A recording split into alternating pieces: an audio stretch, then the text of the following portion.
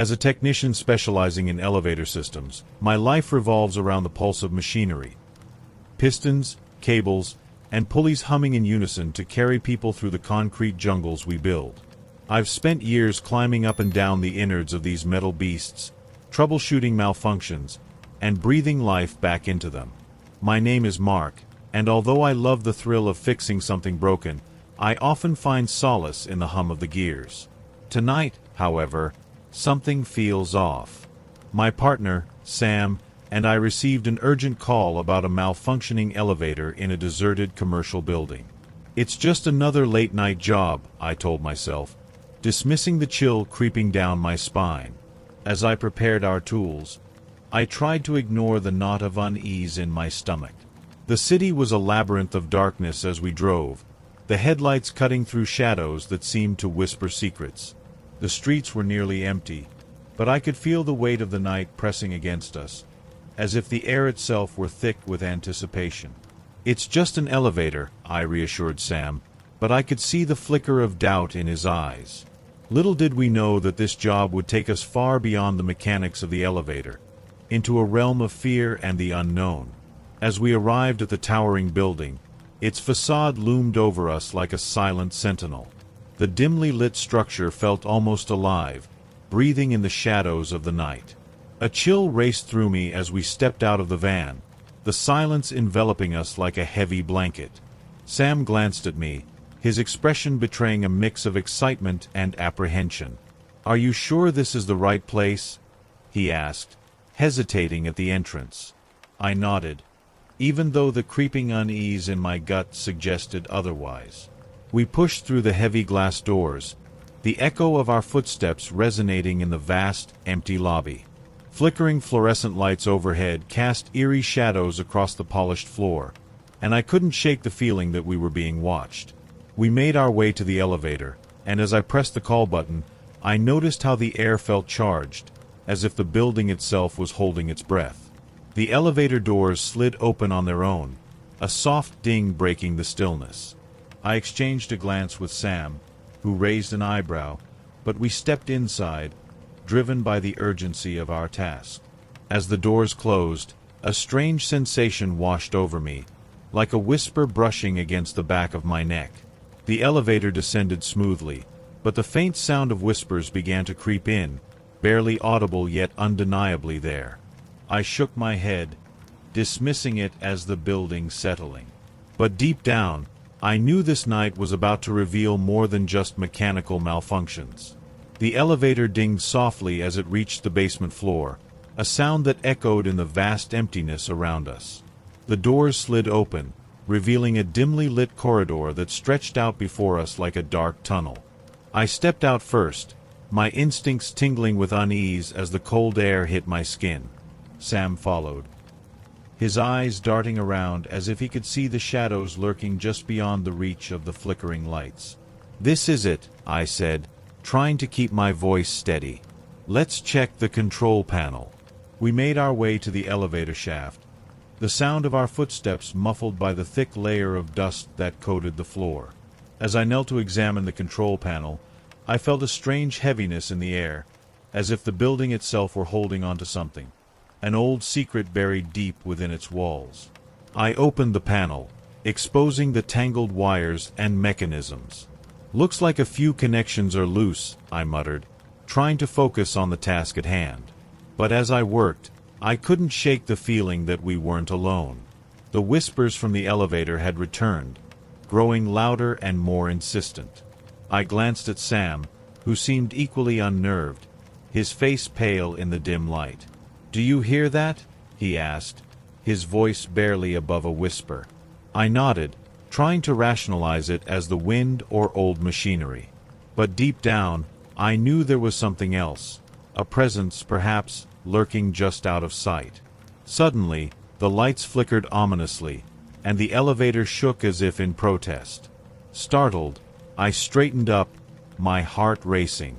"Let's finish this and get out of here," I urged. But a lingering doubt gnawed at me. We were not just fixing an elevator. We were stepping into a world far darker than we could have imagined. As I refocused on the tangled wires of the control panel, The whispers escalated into a cacophony of hushed voices, swirling around us like a sinister breeze. Each murmur seemed to weave through my thoughts, pulling at my mind and tugging at the edges of my sanity. Sam's hands trembled slightly as he flicked the flashlight across the dark corners of the basement, illuminating the peeling paint and damp walls that seemed to close in on us. "Mark, we should really get out of here," Sam urged, his voice edged with fear. I could see the shadows dancing in his eyes, reflecting the growing dread that settled in my gut. But I shook my head, determined to push through. "We're almost done. Just a few more adjustments," I replied, forcing a calm I didn't feel. I tightened a screw and adjusted a wire, trying to drown out the growing anxiety. Yet, the whispers persisted, rising in intensity, as if they were urging me to listen, to understand their plight. Suddenly, the elevator doors behind us slammed shut with a thunderous bang, echoing through the empty corridor. I jumped, heart pounding, as the whispers abruptly ceased, plunging us into an eerie silence. My breath hitched in my throat. I exchanged a startled glance with Sam. "Did you see that?" he asked, eyes wide. I nodded, fear creeping into my bones. Something wasn't right. We finished the adjustments, and I pressed the button to call the elevator. As we waited, the air grew heavier, charged with an unnameable tension, as if the building was anticipating our next move. Just then, the elevator doors opened, and a chill swept through the air. With a sense of foreboding, we stepped inside, unaware that our descent would take us deeper into the heart of darkness. The elevator descended smoothly, but an unsettling stillness enveloped us, amplifying every creak and groan of the machinery. I could feel Sam's tension beside me, his body rigid as he gripped the handrail. The flickering lights cast an erratic glow on his face, illuminating the mix of fear and determination etched across his features. As the elevator came to a stop, the doors slid open with an eerie quiet, revealing a dark, abandoned floor that felt entirely out of place in the otherwise sterile building. I stepped out cautiously, my instincts screaming at me to turn back. The corridor stretched before us, a void of shadows and dust, littered with remnants of a bygone era. Crumbling furniture and scattered papers whispered stories of those who had once occupied this space. "Mark, this doesn't feel right," Sam said, glancing nervously around. I nodded, my heart racing as we ventured further down the corridor. The silence felt oppressive, and I couldn't shake the sensation of being watched. As we explored, the atmosphere thickened, and the air turned icy. I spotted something out of the corner of my eye, a flicker of movement, almost imperceptible. I turned quickly, but there was nothing there. Just shadows playing tricks on my mind, or so I hoped. Then we heard it. The whispers returned, louder and more insistent than before. This time, they formed coherent words, echoing through the hallways. "Help us! Help us! Did you hear that?" Sam whispered, his voice shaking. I gripped his shoulder, trying to steady him. "It's just a trick of the building," I replied, though I felt the weight of doubt creeping in. The whispers seemed to pulse around us, urging us deeper into the darkness. As we turned a corner, the lights flickered violently, and I froze. There, at the end of the hall, a shadow emerged, darker than the surrounding gloom, a silhouette that seemed to shift and ripple, not entirely solid. The realization hit me like a cold wave. We weren't alone. Something was here, and it was watching us. The shadow at the end of the hall seemed to pulse, its form twisting as if it were struggling against an unseen force. A cold dread washed over me, and I instinctively took a step back, pulling Sam with me. "We need to go," I whispered, my voice barely audible over the thrumming silence that enveloped us. But Sam's curiosity had gotten the better of him. "Wait. We can't just leave," he urged, peering into the darkness as if trying to decipher the figure's intent. "What if it's trying to communicate?" "Communicate? With what? A ghost?" I snapped, but deep down, I couldn't shake the feeling that we were teetering on the edge of something we didn't understand. Just as I was about to turn back, the lights flickered violently again, plunging us into darkness. A shiver coursed through me, and the whispers escalated into a frenzied chorus, rising and falling like the tide. The air felt charged with a tangible energy, and I could feel the panic in Sam beside me, our breaths quickening as the shadows seemed to advance. Suddenly, the whispering coalesced into a piercing scream, echoing off the walls, filling the corridor with despair. "Help us! Help us!" The plea was desperate, and for a moment, I felt a flicker of sympathy, as if the entity was calling out for release from its torment. But my instincts screamed at me to run. I grabbed Sam's arm, yanking him toward the elevator. "No. We need to get out." We sprinted back, heart pounding in sync with our frantic footsteps. As we reached the elevator, I pressed the button frantically, praying it would open. The doors slid apart, revealing the comforting but deceptive light inside. But just as we stepped in, I felt a cold breath on my neck, chilling me to the core. We weren't safe yet. The elevator doors closed with a dull thud, sealing us inside as I pressed the button for the main floor. My heart raced, pounding in my ears as we descended. The flickering lights cast unsettling shadows, and I couldn't shake the feeling that something was wrong, profoundly wrong. Just as the elevator started moving, it jolted violently, causing us to lurch to one side. I gripped the handrail tightly, my knuckles turning white. Sam stumbled, his eyes wide with fear. "What's happening?" he shouted over the rattling noise. "I don't know.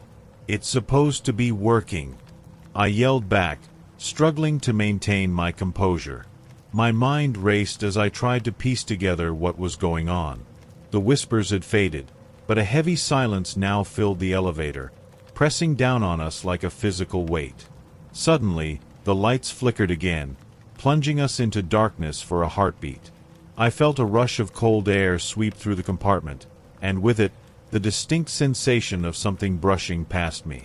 A shiver ran down my spine, and I could see Sam's expression shift from fear to panic. The elevator jerked again, and the lights flashed back on, revealing a chaotic scene. The buttons were malfunctioning, lighting up randomly. I pressed the ground floor button repeatedly, but it did nothing. Instead, the elevator lurched upward, ascending rapidly to the upper levels of the building. "What the hell is going on?" Sam shouted, desperation edging his voice. I could only shake my head, panic tightening my chest. "I don't know, but we need to get out of here," I yelled, realizing that whatever was controlling this elevator was not just a machine. It was something far more sinister. As the elevator reached the top floor, I braced for whatever awaited us. The elevator doors opened with an ominous creak, revealing a dark corridor illuminated only by the pale glow of emergency lights. My heart raced as we stepped out, uncertainty gnawing at the edges of my courage. The air felt thick, suffocating, and I could hear my pulse drumming in my ears. Sam looked at me, his face a mask of fear and determination. "This has to end," he said, his voice steady despite the tremor in his hands. I nodded, understanding the gravity of the situation. We couldn't just let this entity toy with us any longer. We had to confront it. As we ventured down the corridor, the oppressive darkness loomed around us. The whispers returned, softer this time but still urging, echoing our inner fears. "You need to help. Let us go," they pleaded, mingling with the shadows that danced at the edges of our vision. "Mark, I can't do this without you," Sam said, his voice wavering. I could see the conflict etched on his face, the memories of his past struggles rising to the surface. "I need to face my fears, but it's hard.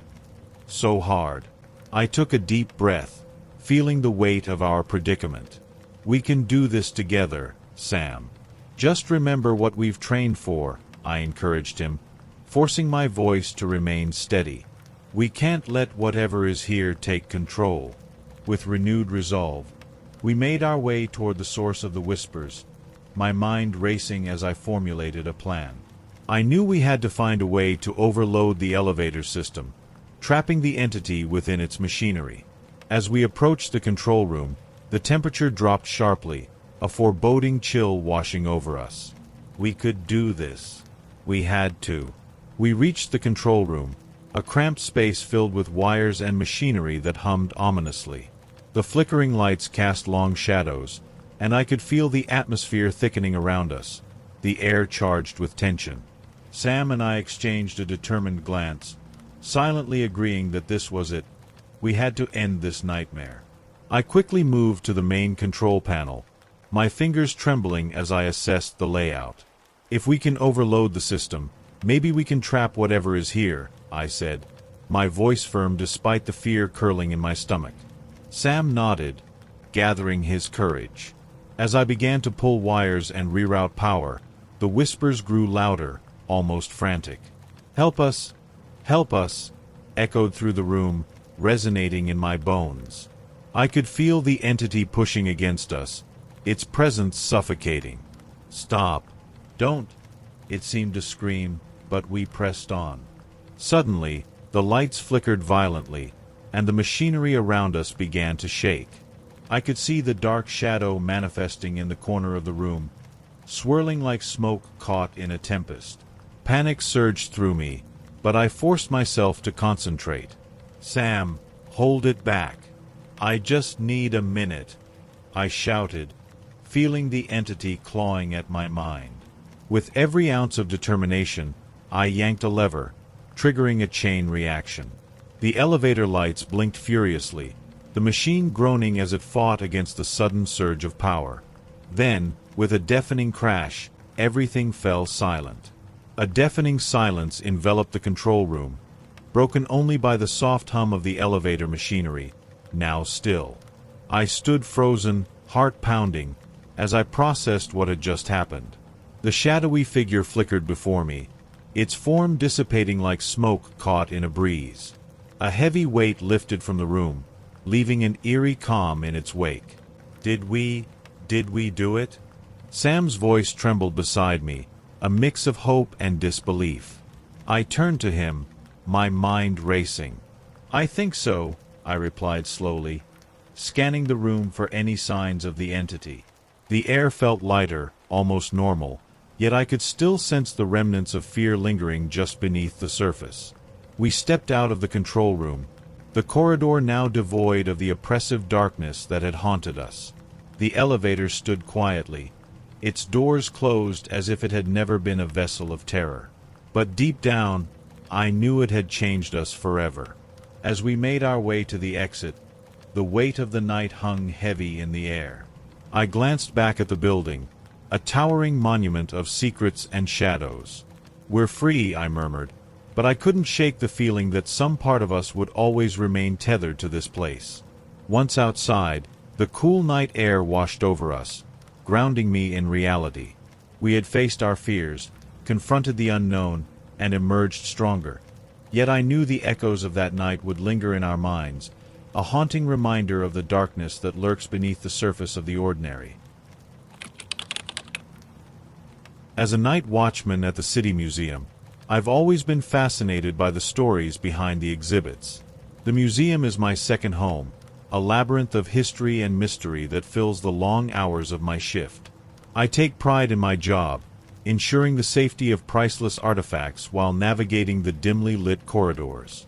Yet, there's an unspoken rule that every employee knows: the area under renovation is off-limits.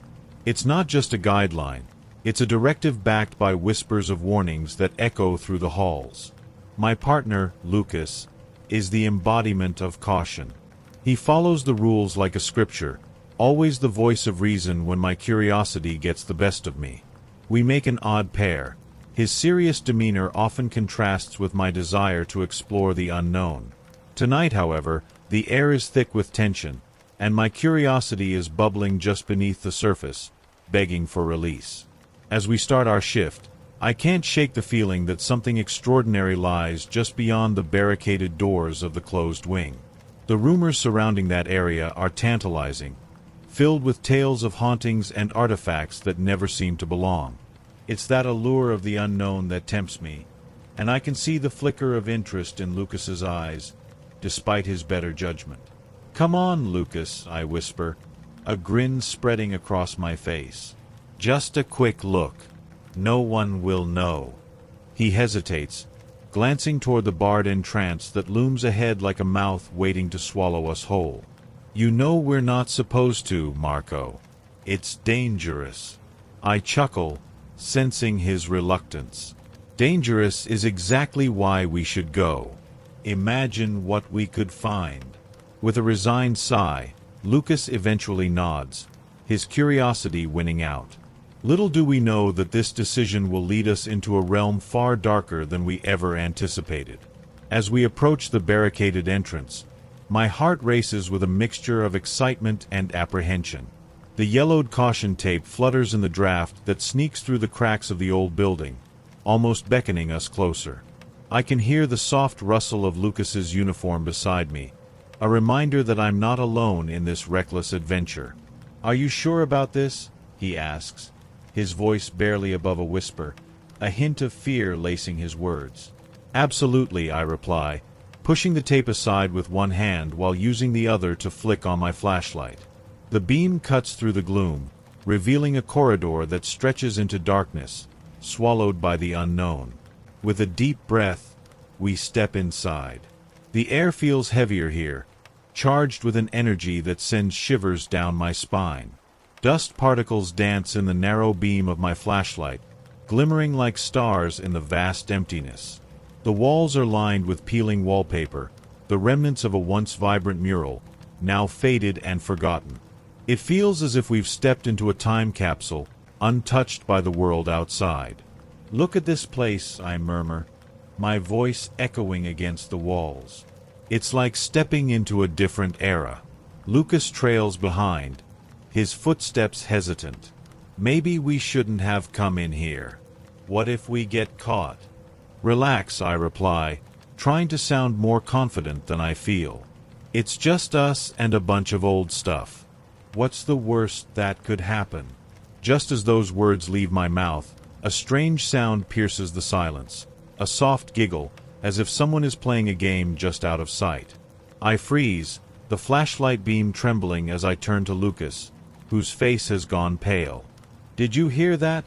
he whispers, eyes wide with fear. Before I can respond, the giggle is followed by a low sob, echoing through the corridor like a mournful wail. The laughter and cries intertwine, creating a haunting symphony that sends chills racing down my spine. This is no ordinary wing. Something is very wrong here. "Maybe we should go back," Lucas suggests, his voice shaky. But something compels me to move deeper into the darkness, a pull I can't quite explain. "Just a little further," I insist. "I need to know what's happening." We take cautious steps forward, the eerie sounds intensifying around us, as if the very walls are alive with the whispers of the past. My heart pounds in my chest, but I can't shake the thrill of discovery. What secrets lie hidden in this forgotten corner of the museum? As we venture further into the dimly lit corridor, the atmosphere thickens with tension.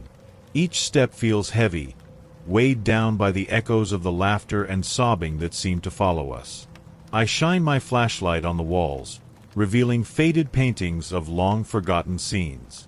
They depict joyous moments, children playing, families gathered, now distorted by time and neglect. "Marco," Lucas says, his voice barely above a whisper, "we really should go back. This place feels wrong." I glance at him, gauging the fear etched on his face. What's the harm in looking around a little longer? This is history, Lucas. There's got to be something incredible back here. But as I speak, a chill runs through me. The laughter has turned into something more sinister, a chorus of whispers that seem to tug at my mind. I point my flashlight toward the source, hoping to find something tangible, anything that would explain this eerie sensation. "Look!" I exclaim, gesturing toward a display case tucked away in the shadows. It's covered in dust, the glass foggy and cracked. As we approach, the whispers grow louder, A cacophony of voices overlapping, almost pleading. Inside the case, I see an assortment of strange objects. Old toys, tarnished jewelry, and a yellow diary lying open, its pages fluttering as if stirred by an unseen breeze. I can't resist. I press my face against the glass, desperate for a closer look. "Marco, don't touch anything," Lucas warns, but his voice is drowned out by the unsettling sounds surrounding us. Ignoring him, I reach for the diary, my fingers brushing against the cold glass. The words are barely legible, but I can make out snippets, fragments of lives lived long ago. Something about the entries feels haunting, a connection to the sorrow that fills the air. As I lean closer, a sudden gust of wind slams the display case shut, startling me back. "Did you see that?" I gasp, heart racing. It just closed on its own. Lucas's eyes are wide, a mixture of fear and disbelief. "We need to leave now." Before I can argue, a low growl reverberates through the hallway, shaking the very ground beneath us. It sounds like a warning, a call to flee. But my curiosity holds me captive, even as dread floods my senses. "Let's just look around the corner," I suggest, my voice trembling despite my attempt at bravado. "We can't just leave without knowing what's happening." Reluctantly, Lucas nods, and we press on, the atmosphere thickening as we approach a doorway partially concealed by shadow. The growling fades, but the laughter returns, now intermingled with the sound of distant crying. It feels as if the walls are alive with memories, both joyful and sorrowful, clamoring to be heard. As we peer around the corner, I can see a dimly lit room, its walls lined with old, dust-covered artifacts. The air is thick with anticipation, and I can feel my heart pounding in my chest. Just as we step inside, the atmosphere shifts, a palpable weight settling over us. The whispers grow louder, swirling around us like a tempest of voices. Suddenly, the door slams shut behind us with a force that makes the walls tremble. I spin around, my pulse quickening. "What was that?" I gasp, pressing my ear against the cold, solid wood. "We need to get out of here." Lucas looks equally alarmed, his face pale as he tries the doorknob, but it won't budge. "It's locked. We're trapped." Panic starts to bubble within me, but I force myself to breathe. Okay, let's stay calm. There's got to be another way out." We turn back to the room, scanning for an alternate exit. The room is filled with bizarre objects, faded paintings, dusty furniture, and an old clock that ticks ominously, its sound echoing through the stillness. The laughter and cries have intensified, as if the very air is vibrating with the emotions of the past. "Marco, this isn't right," Lucas whispers, glancing nervously at the walls. "We shouldn't be here." I can feel the tension rising, but my curiosity pushes me forward. "We have to understand what's happening. Let's just look around a bit more." As I step further into the room, the shadows seem to shift and twist. The whispers transform into urgent pleas, echoing in my mind, urging me to uncover the truth. But then, as if responding to our presence, the room suddenly darkens. My flashlight flickers, the beam dancing wildly as the air grows colder. "What's happening?" I murmur, a chill creeping up my spine. I reach for Lucas's arm, feeling the tremors running through him. "I don't like this," he replies, his voice quivering. "We should have never come here." Before I can respond, the artifacts around us begin to rattle, their movements a chaotic symphony of sound. A picture frame falls from the wall, shattering on the ground. I jump back, heart racing. We need to find a way out. We move together, feeling our way along the walls, searching for a window, another door, anything that leads us back to safety. But every corner we turn seems to lead us deeper into the heart of the chaos. The whispers reach a fever pitch, drowning out my thoughts. Then, in a moment of clarity, I spot a faint light flickering through a gap in the wall. "There!" I shout, pointing toward the glow. That might be a way out. As we rush towards it, the laughter shifts into a cacophony of cries, echoing around us, wrapping us in a suffocating embrace. The closer we get to the light, the more frantic the voices become, almost as if they're warning us to turn back. We reach the wall where the faint light seeps through, illuminating the darkened corridor with a ghostly glow. My heart races with anticipation and dread. I can feel the whispers intensifying, urging us forward, while Lucas hesitates behind me, clearly torn between fear and the pull of the light. "Come on," I urge, pressing my palm against the cool, cracked surface. "We have to see what's on the other side." Just as I'm about to push through, the shadows around us deepen, swallowing the light and plunging us into darkness. The air grows heavy, and an oppressive presence fills the space. I turn back to Lucas, whose face is etched with fear. "I don't think we should," he starts, but his words are cut off by a sudden guttural growl that reverberates through the room, rattling my bones. Instinctively, I step back, the cold sweat forming on my brow. But a surge of adrenaline courses through me. I can't let fear control me. "Stay close," I whisper, my voice steadier than I feel, and I push forward, determined to confront whatever lies beyond. With a firm shove, I press against the wall, and to my surprise, it gives way. The passage opens, revealing a small room bathed in eerie light. But as I step inside, I realize this is not a safe haven. The space is filled with fragmented memories, old photographs lining the walls, each depicting moments of joy, pain, and sorrow. But at the center of the room stands a figure, cloaked in shadows, its form indistinct and shrouded in mystery. "Who are you?" I call out, my voice trembling yet resolute.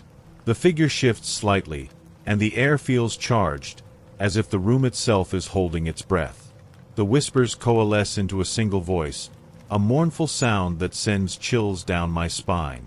"You shouldn't have come here. What do you want?" Lucas chimes in, his voice shaky.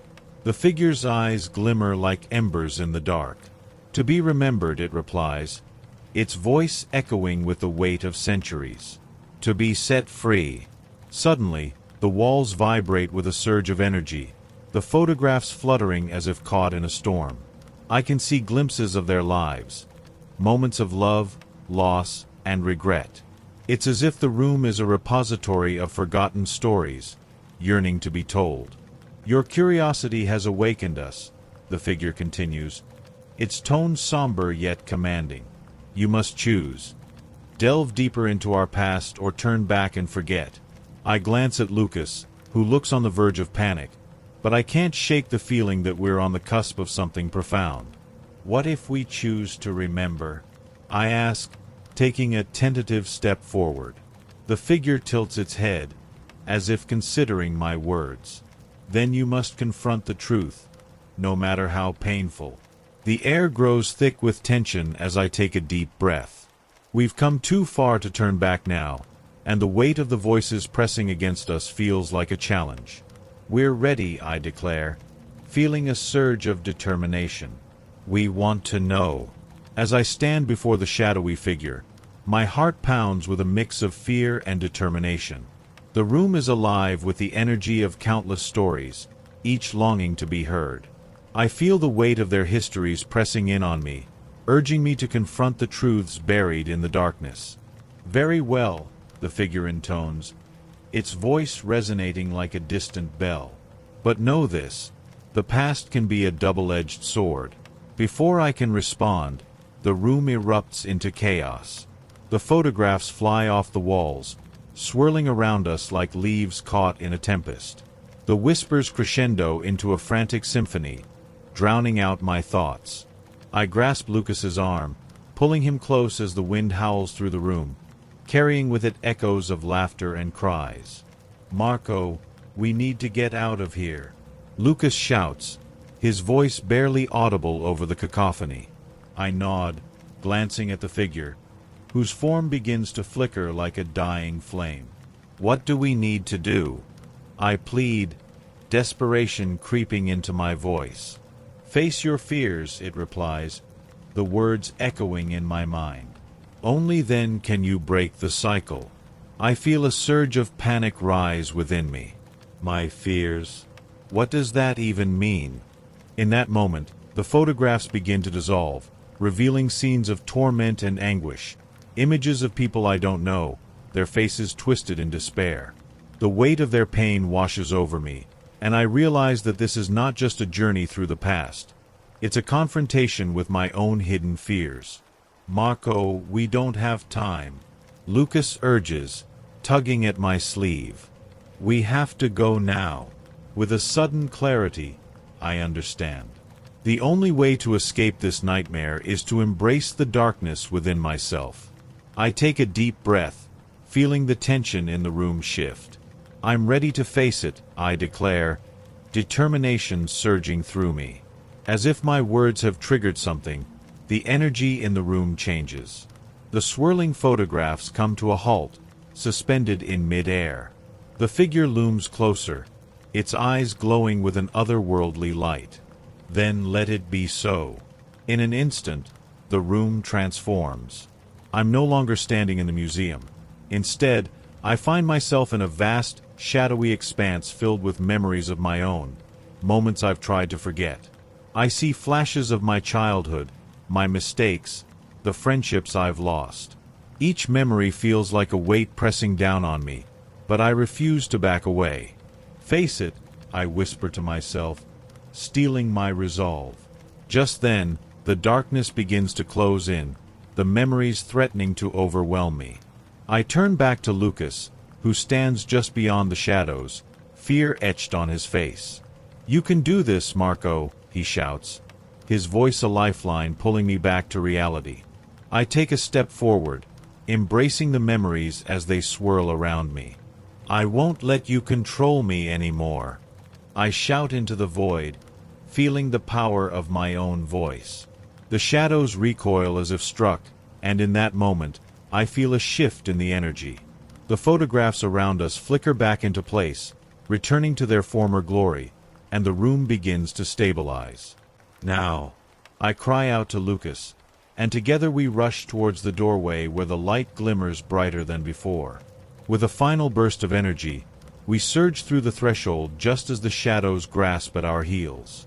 The moment we cross the threshold, the door slams shut behind us with a resounding thud, and the whispers fade into silence. Breathless and shaken, we find ourselves back in the dim corridor of the museum. The oppressive weight of the past is lifted, but the air is still thick with the remnants of what we experienced. Did we really just do that? Lucas gasps, staring at me in disbelief. Yeah, I reply, a shaky laugh escaping my lips. But I don't think we're done yet. As we stand in the corridor, the reality of our escape sinks in. The eerie ambience that once surrounded us has dissipated, but an unsettling silence hangs in the air. My heart races as I process what we just experienced. The weight of the memories, the haunted laughter, and the shadowy figures still linger in my mind, shadows of a truth I can hardly comprehend. Marco, what just happened? Lucas asks, his voice shaky, his eyes darting around as if expecting the darkness to close in again. I'm not sure, I admit, running a hand through my hair. But whatever we encountered in there, it was real. The stories, the emotions, they felt alive. Lucas shakes his head, disbelief etched on his features. I don't think I'll ever be able to look at this museum the same way again. I chuckle softly, but my laughter is tinged with nervousness. Neither will I.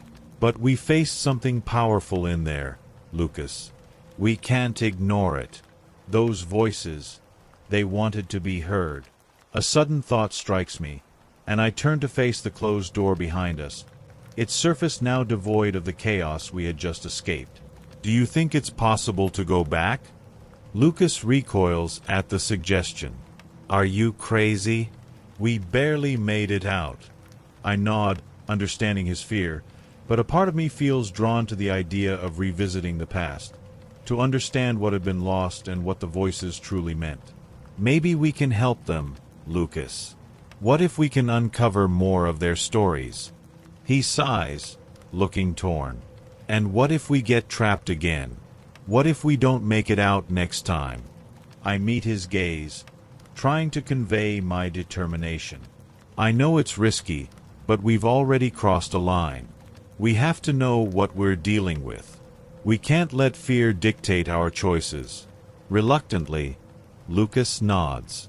Okay, but if we do this, we go prepared.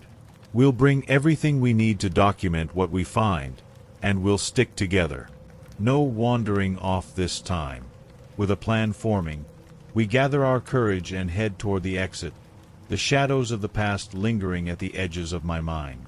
As we step into the main hall of the museum, the sun begins to rise outside, casting a warm glow through the tall windows. The light feels comforting, a stark contrast to the darkness we've just escaped. We should come back tonight, I suggest. Under the cover of darkness, when the museum feels alive with secrets. Lucas nods, a mix of excitement and trepidation in his eyes. All right, but this time, let's be careful. We exit the museum and step into the crisp morning air, the world outside feeling fresh and new. Yet, I can't shake the feeling that the shadows of the museum have followed us, lingering just out of sight. As the day passes, I can't focus on anything but our impending return. Each tick of the clock amplifies the urgency within me.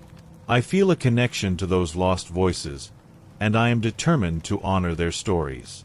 When night falls, we gather our supplies, flashlights, a camera, and notebooks, ready to document whatever we may find. We enter the museum, the familiar chill creeping back as we step into the darkened halls. Are you ready? I ask Lucas, my heart pounding with anticipation.